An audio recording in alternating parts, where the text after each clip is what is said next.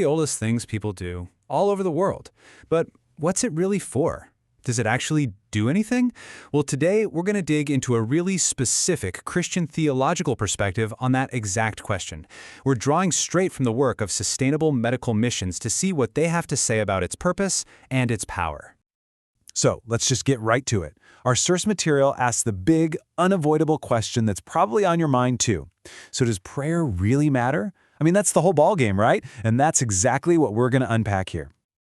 Okay, so to really get where this perspective is coming from, you got to look at the foundation. And check this out, the sheer number here is pretty wild. The words pray or prayer show up in the Bible 316 times. Think about that. This isn't some side note or a minor theme. From this viewpoint, it's an absolutely central pillar of the whole framework. All right, so if prayer is that important, where do you even begin? The source material says, let's look for the ultimate example. What's the real foundational reason why it's considered so critical in the first place? And what I love is how it just cuts through all the noise, all the complexity to get right to the core. It asks a simple, powerful question. Who is the number one foundational model for this whole practice? And boom, there's the answer, right there in black and white. It's incredibly clear. From this theological standpoint, the biggest reason to pray is because Jesus did. Simple as that. He's the central figure, and he did it himself. So it's not just a nice idea or a suggestion. It's something to be copied, to be modeled. You see, the source material really hammers this home. It says prayer wasn't just a thing Jesus did sometimes, when he felt like it. Nope, it was how he lived. Think of it like it was the direct line, the channel he used to connect with God the Father. It was pretty much the operating system for his entire life. And this list just drives that point home. I mean, look at this. At his baptism, when he was picking his disciples, at the Transfiguration, the Last Supper, literally right before his arrest, and even on the cross. Every single major, critical moment of his life, prayer was the bookend. It was the first thing he did and the last thing he did. But here's where it gets really, really important. The source makes it clear that even for Jesus, prayer wasn't some kind of magic wand to get what he wanted. This moment in Gethsemane, wow, it shows a deep, painful struggle. The goal here wasn't about trying to change God's mind. It was about changing his own mind, aligning his will with God's. It's all about surrender. And that idea is absolutely key for what we're about to talk about next, which is, honestly, the hardest part of prayer. Because this is where the rubber really meets the road, right? This is where the whole idea gets tested. What happens when you pray and all you get back is nothing, just silence? What are you supposed to think when it feels like heaven is completely silent? And I gotta say, the source doesn't pull any punches here. It dives right into the pain with this absolutely heartbreaking story. Parents who prayed and prayed for their son who was struggling, only to lose him. And their question, man, it's a question that people have been screaming for thousands of years. Didn't you hear us? And the answer the source gives is, well, it's pretty blunt. It's direct. In this view of God wasn't silent at all. The answer was just no. It's a tough pill to swallow, for sure. But this perspective says prayer is a real conversation, and in any real conversation, no is a possible answer. It's a really challenging idea, but it's absolutely central to the whole argument.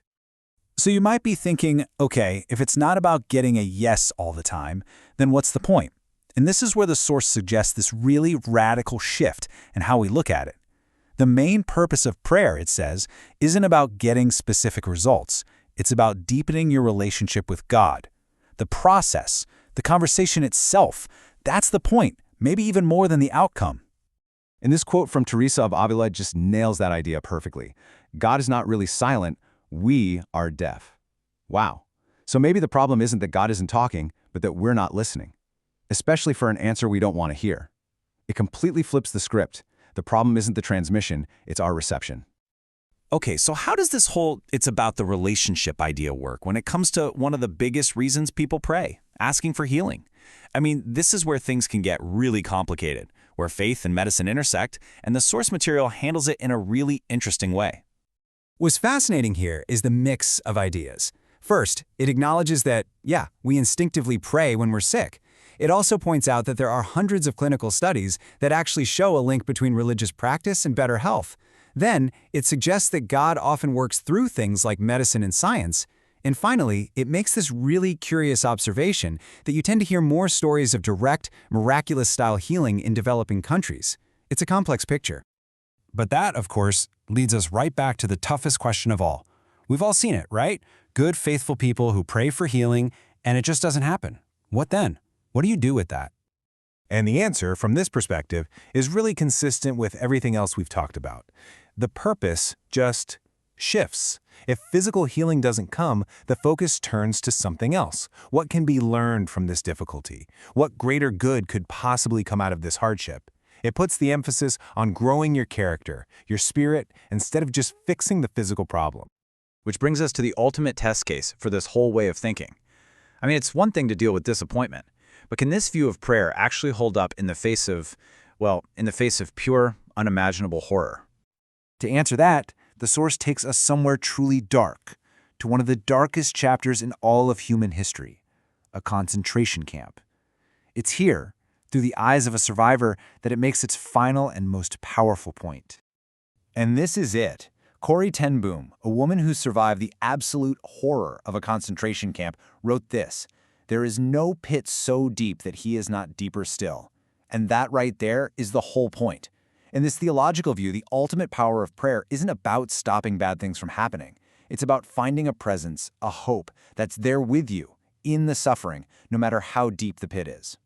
So, that brings us full circle, right back to where we started. Does prayer matter? Well, according to the perspective we've just walked through, the answer has nothing to do with getting what you want. It's about a relationship. It's about surrender. And it's about the belief that you can find a presence that is deeper still than any darkness you could ever face. And what you do with that idea? Well, that's up to you.